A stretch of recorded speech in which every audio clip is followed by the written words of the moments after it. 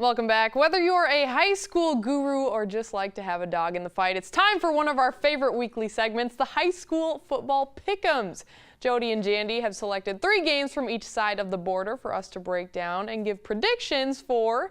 And we begin in North Dakota, where in 9-man, the playoffs begin this week, while the other 3 classes are still trying to sort out who makes the playoffs and where they'll be seated. So our first highlighted matchup happens tonight, with Fargo Davies making the short trip to 5th-ranked Fargo South in a battle of 2 teams tied for 2nd in the EDC standings. Davies started the year 1-3, but the Eagles have won 2 of 3 since, and they are looking forward to a showdown with the Bruins. Some dangerous wide receivers and a good quarterback and a good running back and high-powered offense. So our defense has definitely got to step up to the challenge, and offense has got to help out the defense too, being able to run the ball and control the clock. Fargo South, it's always a tough competitive game. It's going to be physical. It's going to be a grind, but you know, this is a game we've been preparing for since they beat us last year to knock us out of the playoffs. So we'll come out hard, and it'll be a tough physical game that'll probably come down to the end. All right, so after hearing that, Jody, who are you going with in this one?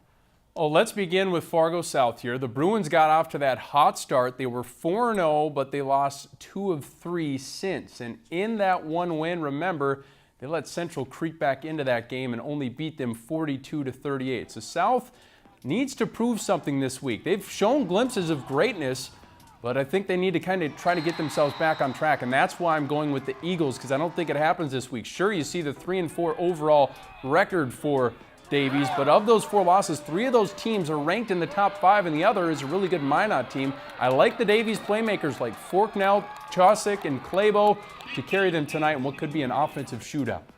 Okay, I'm going with Fargo South. Give me the Bruins. I know they've lost 2 of the last 3, but I feel like, you know, you can only get kicked so much where you're like, we got to turn this around. So I'm voting they turn that around. All right, our second matchup is a battle for bragging rights in the capital city on Friday night. The 2nd-ranked Bismarck Century Patriots take on number 3 Bismarck High in a rematch of last year's state championship. Century has won 6 straight since losing its opener, and its top-notch defense has them feeling confident entering the showdown with their rival. Well, I know we have a good secondary, and we have a really good front line, so it's helped us out, and we got some veteran linebackers in there, so it helps us out knowing that they know what we did from last year. It's a very good rival. There's no doubt about that. I think our kids are very familiar with them. Our coaching staffs are very familiar with one another, so there's not a lot of secrets that are kept, and so it just comes down to execution. Rivalry matchup. Jody, who are you picking? I really think this one is a coin flip, Kelly, but I'm going to go with Century. I had them ranked number 1 to start the season, so I can't back down now, can I?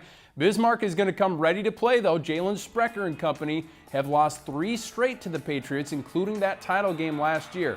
They're sick of it, but I think Century's defense will get the job done, and their offense will score enough points to get them the victory. Okay, well, I'm going to go with Century as well. I feel like 6 straight wins, you got to take the hot team. So, go Century.